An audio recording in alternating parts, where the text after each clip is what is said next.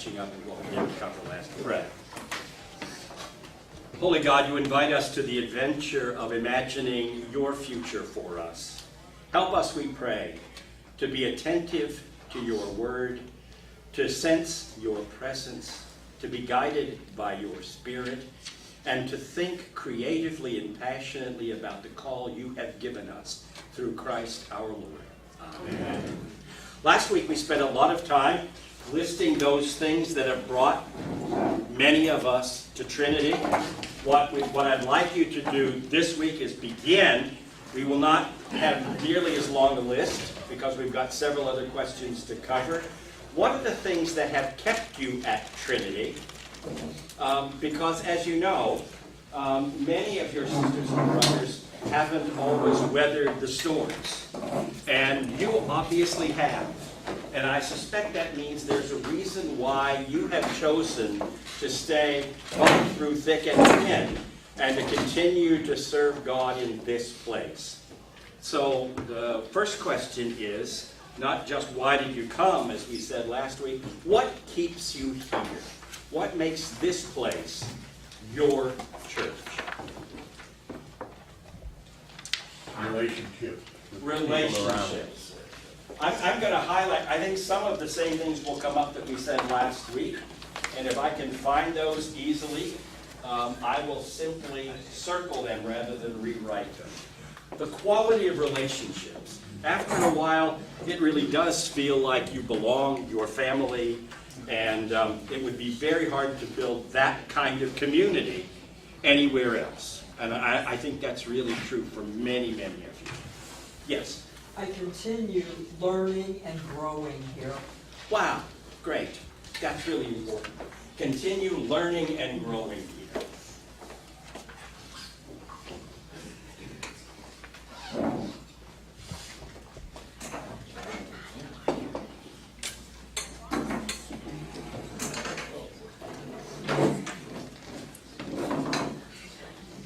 Thank you. Other observations or senses of why it is we stay together that we need to put on the board in terms of our values in this place? Yes, I please. enjoy the talents of so many people here.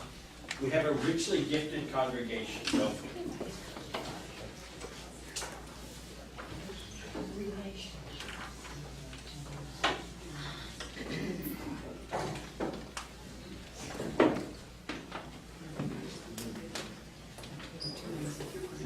Are there two L's in talents?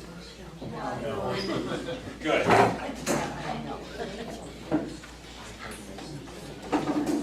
Thank you. Great to have you come and join us.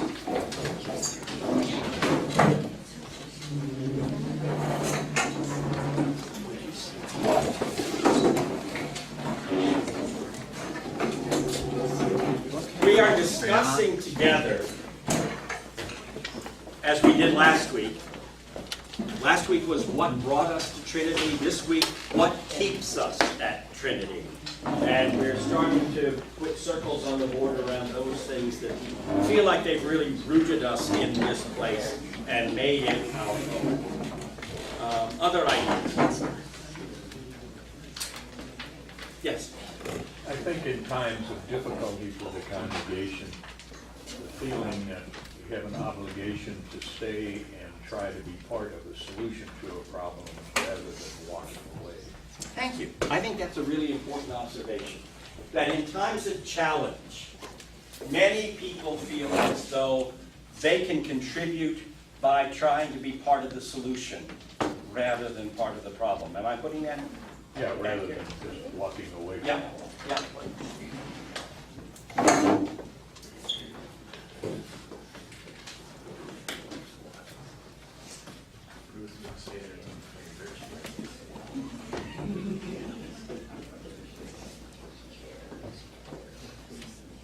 Stay through challenge. Thank you. Shared Anyone passion else? for mission. I'm sorry? Shared passion for mission. Shared passion for the missions. Do you have specific missions in mind? Oh, there are many. It could be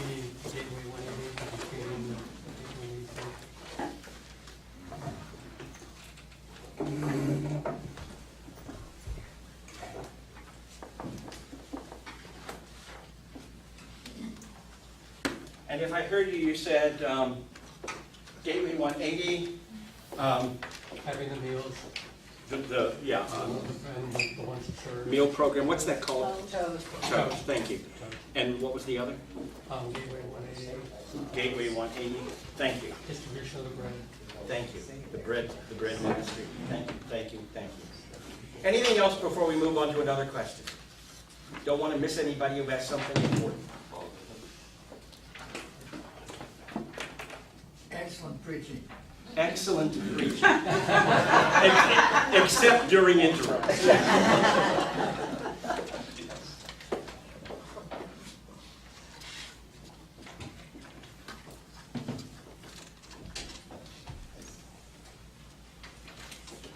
Thank you. We good? Second question.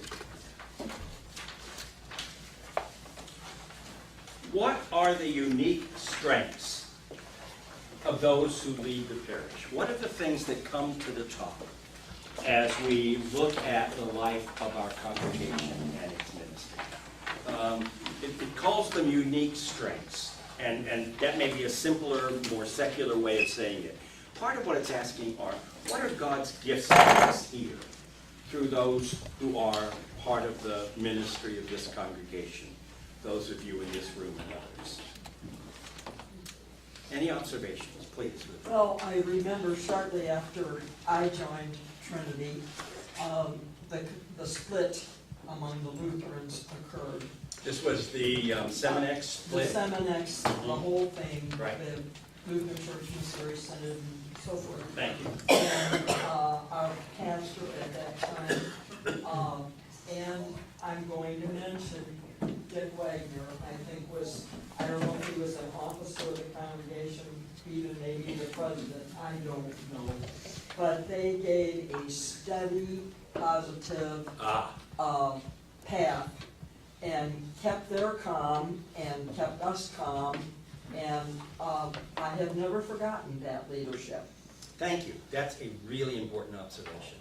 That in the worst of times, we have leaders who can manage to stay calm and clear-headed and give solid leadership. That's too many words. I'll try to summarize it. Calm, clear-headed leadership. How would that be? Can I do that?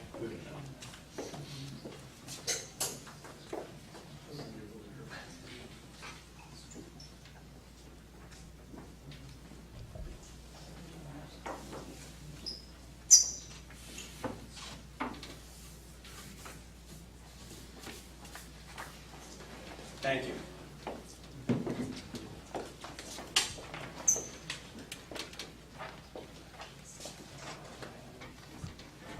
Other leadership gifts, other gifts of God's Spirit within this congregation that you want to highlight so we can think about those as opportunities to utilize God's gifts in the future. Engagement of young children. Very Thank you. engaging.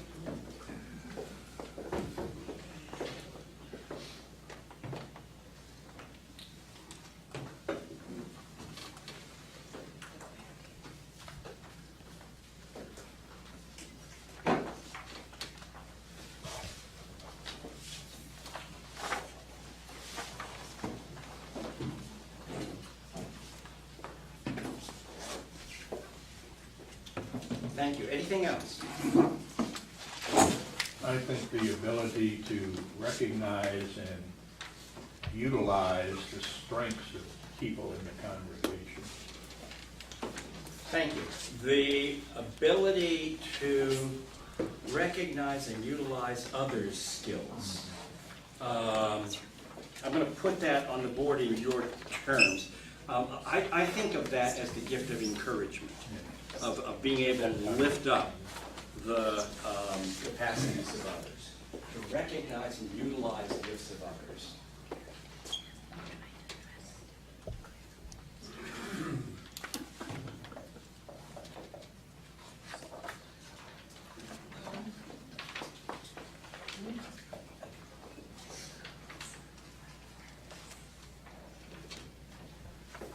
Thank you. Yes, I'd please. like to build on that last comment. think it's not just recognize and utilize it, but it's to also improve and build upon those talents that the others in the congregation have to enable them to become leaders in their own right. Thank you.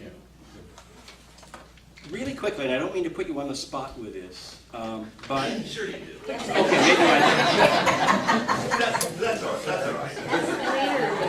I'm on the spot now. How do we do that? What do you observe happening that helps us make good leaders?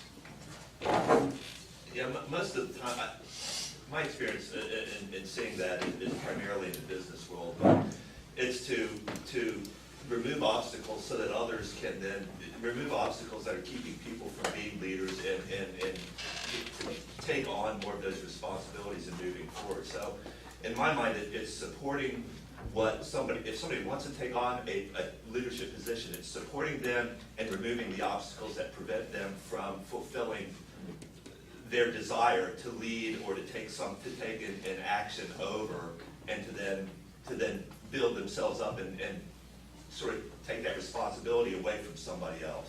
Thank you.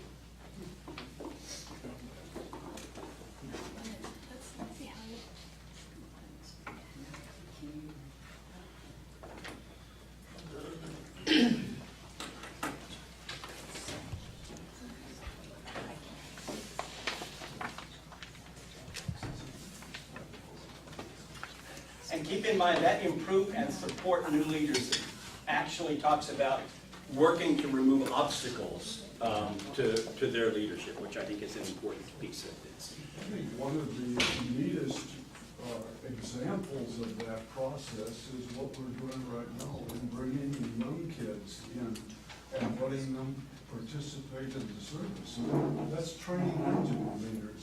I think it's a tremendous thing that we're doing. So engaging youth and children in leadership. Yes.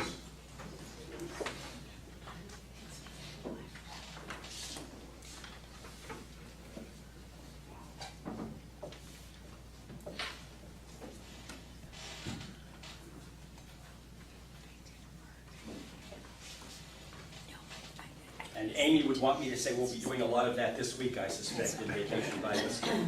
Yes? To touch on a little bit, how are we doing that? I think there's also a personal connection that people can form with others, and maybe just telling someone, oh, I think you'd be good at this. From personal experience, it's happened to me before, and so I think you might be good at this, why don't you consider it? Maybe that person had been considering it, put it on the back burner, but until someone else said something to them, I think that the leaders have that unique way of maybe just that little bit of encouragement with that personal connection that might encourage them to get past whatever obstacles they may have had and then become a leader or to do more in the church. Thanks. So I think that just that personal connection. Thank you. Observing and encouraging others' gifts. Right. Fair? Mm-hmm.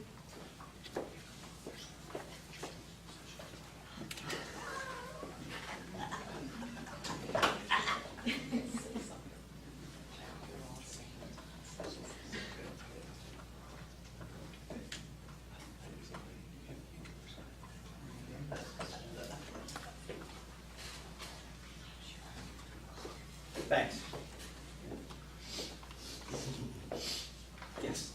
What I've observed is there's a number of individuals that are really dedicated with a commitment to serve the congregation, to really put in a lot of time and effort to lead us, support us. Thank you. Many really faithful servants. Is that a fair summary?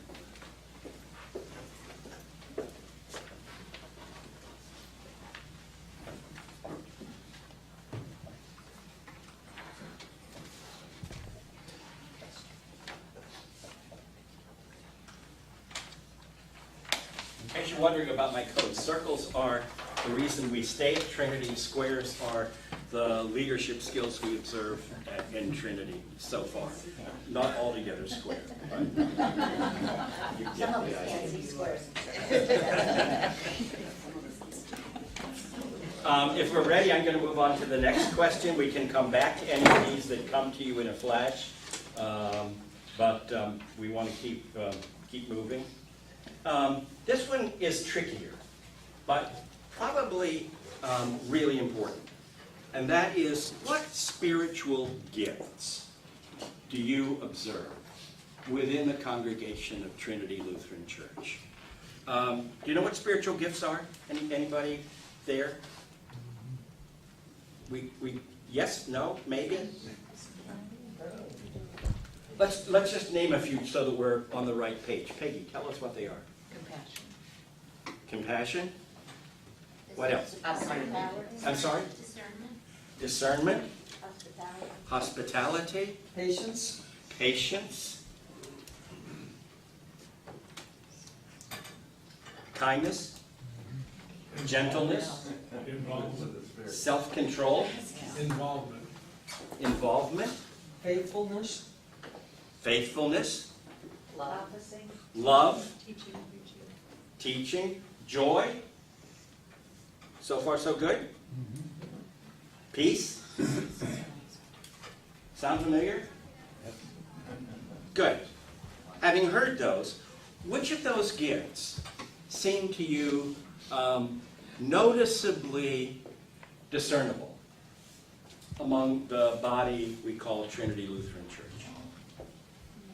Just think about it for a bit, because that's not the kind of question we normally ask or the terms in which we normally think.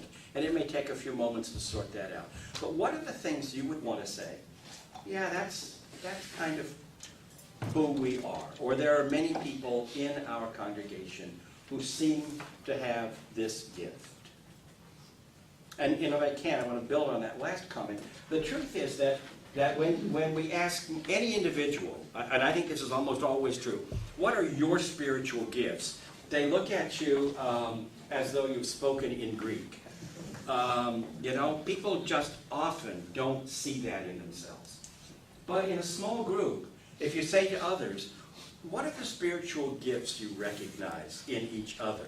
I'm surprised how many people, A, can name one, and two, name the same one again and again around a small circle for the person being engaged in the conversation. So what are the spiritual gifts you see around you in this place? Anybody? I'm sorry? All of them. All of them.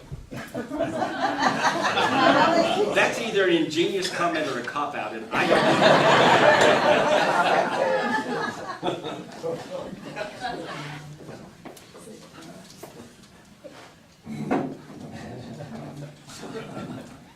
I think concern for others as opposed to concern for self. Ah, okay. Thank you.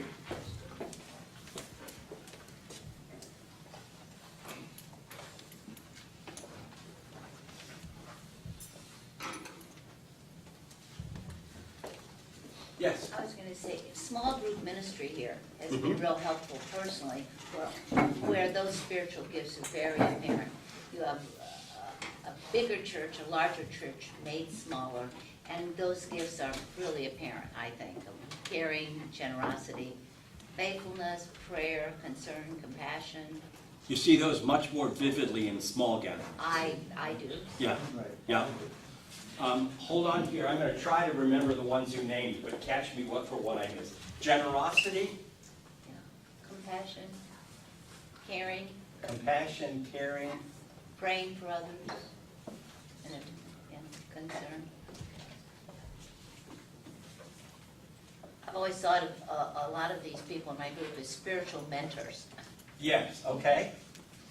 And that's actually part of the small group process, isn't it? That we try to lift that up among the building community in a small group. Yeah, and I guess I'm beating the same drum, but the first two words that I wrote down when you started before the comments were caring and empathy. And I think that you see that in this congregation among people that know each other, and even some that don't know each other. If they find out that something's going on, that they ask and they're concerned. Thank you. And maybe it's just because we're all, we're aging up, everybody has issues. But I don't mean that. I'm putting us all on the spot, but It is what it is. but it is what it is. But I think that is a big thing that I've witnessed just here in the congregation as a whole, is that people genuinely seem concerned and empathetic to what's going on. Thank you. Thank you, that's really helpful. Oh, it's interesting to me, a word we haven't used yet is friendly. And I think that's something we don't think about a little bit. I think we are friendly, but I think we could become a lot more friendly. And I think that first impression, and as we want to try to grow, and I just think we need to think about that a little bit. Okay, so you're saying you hear a lot of people claiming that attribute, but feel as though it's one of those ones that we could polish. I think as we age, we know that everybody pretty much knows the people in this room. Ah. I think we need to be thinking about how we Yeah. can be more outgoing, friendly. Thank you. I heard of a congregation once that made a rule that during coffee hour, you couldn't speak to your friends until you had spoken to at least 2 strangers. Because it's so easy to get involved in the normal cliquishness of gatherings and forget about the fact that there are people who may not have others to gather with. So I'm going to put friendly up there with a question mark to kind of accent the ambiguity that you talked about.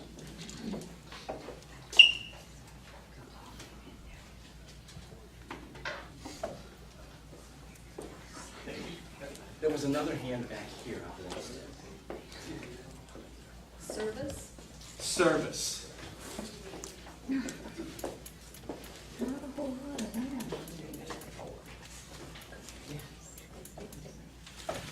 You may not know, the language for Martha's service in the scriptures this morning was diakonia, which means table service, like a waiter, someone who delivers food.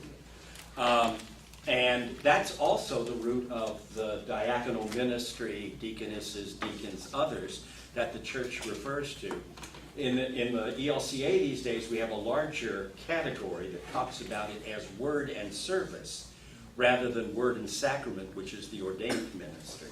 But service means just a multitude of things, as you might guess, as it does in this place. Putting those two together, you can't have one without the other.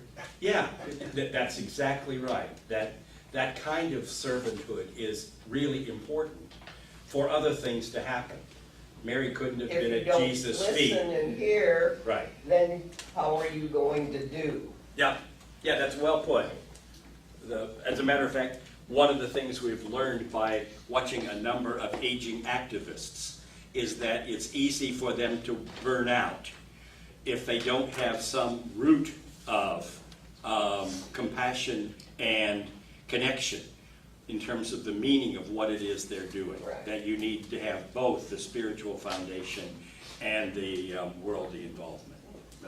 So last week's Good Samaritan story and this week's story about Mary are necessary complementary Right. aspects of our discipleship. Well put. Anything else before we move on?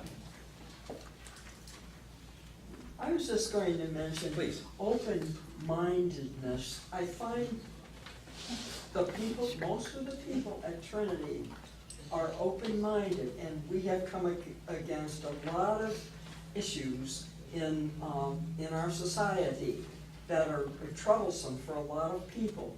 And at Trinity, you get to talk to people who are open-minded and tolerant of the other.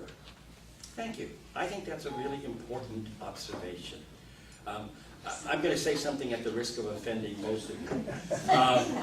I do that in preaching all the time. My sense is that you show a remarkable open-mindedness and resilience for a congregation that came out of the Missouri tradition, where open-mindedness would not be one of the first gifted list. Is that a fair thing to say?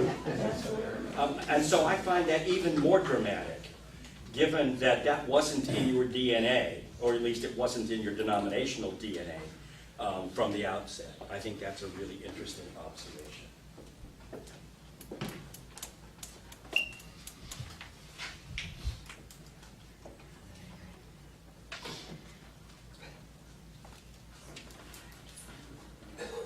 Things in parentheses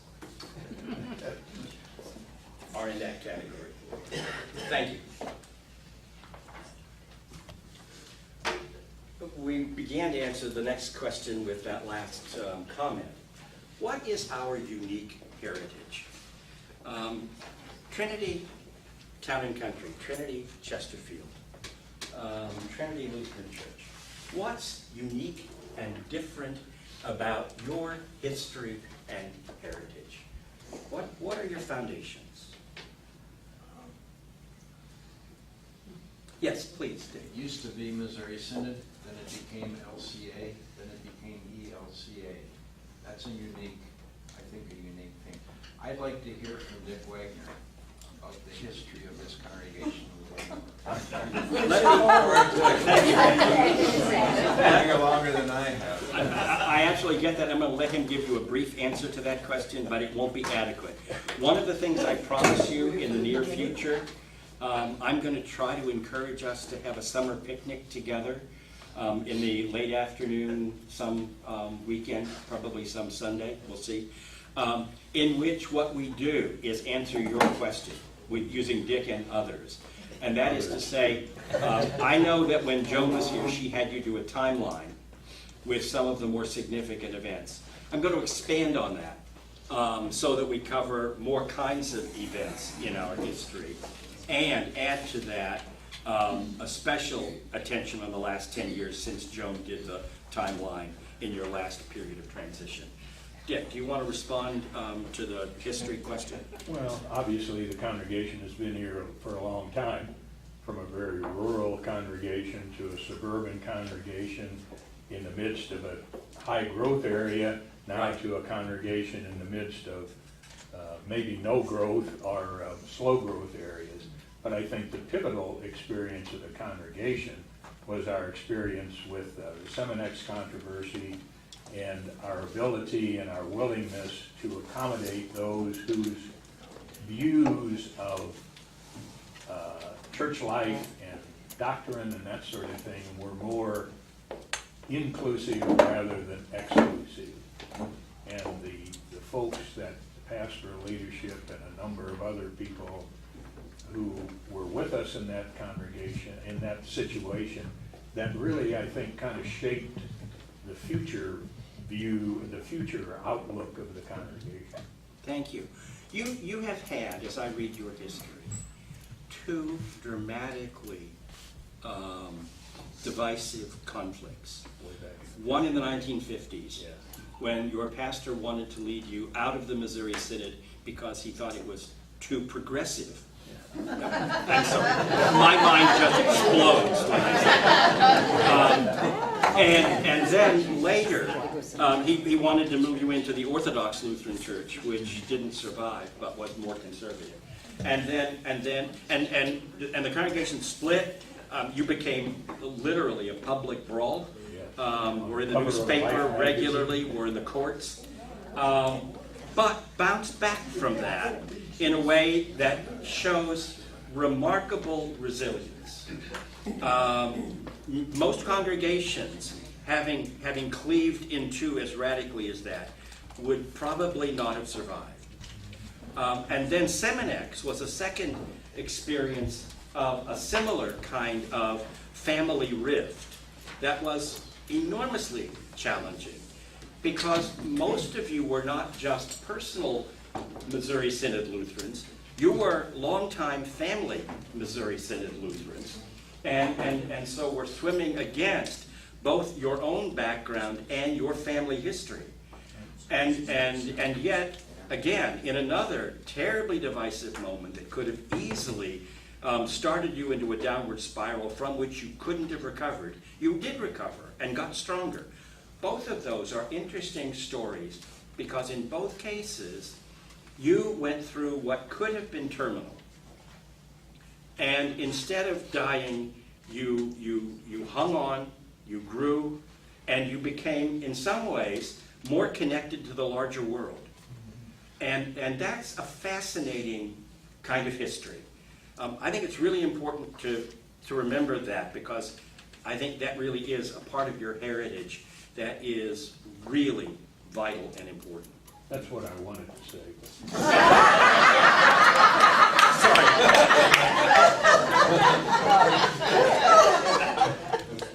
When Joan Johansson. I think it was 2005. Okay? Well, 11 years have gone by. Did we ever, in the beginning of this, except for that meeting up in church where there were insults and slurs, ever sit down and tell everybody why people were leaving?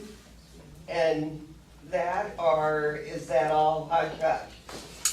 It is not hush-hush. It is a process that continues and will continue. And so I think it's good that you remind us. We haven't finished with that process, Well, that's but we what I will. think. Before we can Yep. figure out, we've got to figure out who we hurt, why, Yep. and God bless them if they're gone, and it's probably better. But, you know, for their health. I'm not talking about the rest of us. I'm talking about for them to live a good life. But I But you're still right. think we need to discuss this in the open. Right. Yeah, because one of the things Joan identified again and again in her conversational setting, very much like this one, was that there is a history of keeping secrets in this congregation, and secrets are inevitably intensely divisive in community.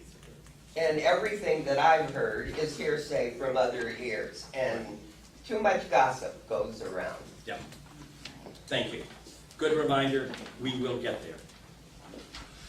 Other heritage questions? Just in terms of heritage, I don't know if this is terribly unique to us, but you know, we started off as a rural congregation, and when we joined years ago, it was still a growing young population, middle, upper class, professional people, and so forth. And now this particular area is out of our league. You know, I mean, in terms of financially and all that. I mean, we're in a unique situation where there aren't a lot of younger people in the immediate area because they can't afford it, I would think. And so how do we grow from that standpoint? Good point. Thank you. Socioeconomic plateau, is it fair to put it that way, or is that not clear enough? I don't know. Who wants to help us? Yeah. Challenges, that would be, yeah. Change. I mean, if you think about it, like the churches in the city where my parents went, you can't go there anymore. And the socioeconomics have declined, whereas here, they've actually kind of climbed in the immediate area. Good point. It's Thank you. a unique situation. Absolutely so. Anything else that you would want to identify as part of your heritage that you think we need to keep in the front of our minds as we move forward? Thank you. Yes. Relatives buried in the cemetery. Ah.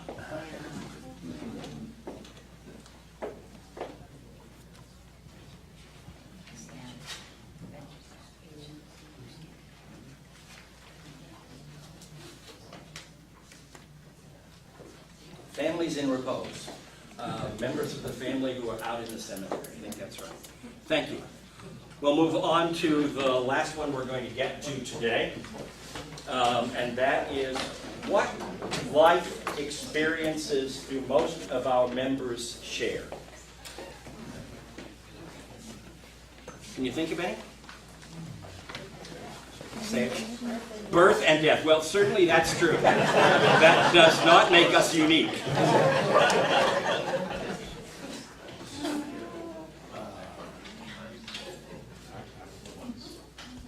Experiences that are so common we almost take them for granted. Can you think of one? Affluence.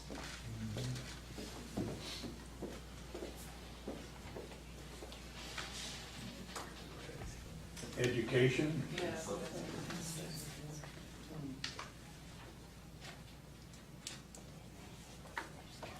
How many folks here are college graduates? How many folks here have graduate school time in? That's a pretty unique congregation, as you may know. That's one of those things we ought to think about in terms of the gifts and opportunities we have going forward. Thanks for that. Other things we share as common experiences that we might not often identify. Ethnicity. Ethnicity. Say more about that. Yes, that's the truth. Yeah. Well, we are not a particularly diverse group. Why would you say that? You don't have to look far. Our Aryan population seems impressive, doesn't it? No kidding. Paul? I think we're sort of Lutheran. Sort of Lutheran. Do you all know how, as a congregation, your Lutheranism is remarkably clear? You may not know this, but there are lots and lots of Lutheran churches that are, and I don't say this to be harsh or critical, are more Protestant than Lutheran. You know, that's not a bad thing. It's just the way they formed and the way they evangelized and evolved. This place, in terms of your studies, in terms of your catechetical background, in terms of your ethnicity to some extent, you are much more Lutheran than the normal Midwestern Lutheran congregation. What percentage of this congregation is German? What percentage of this congregation is German? That's a big role. Yeah, but the thing about that is that this congregation, more than most, actually remembers their catechetical instruction and gets the kind of Lutheran identity theology that most congregations have long since forgotten.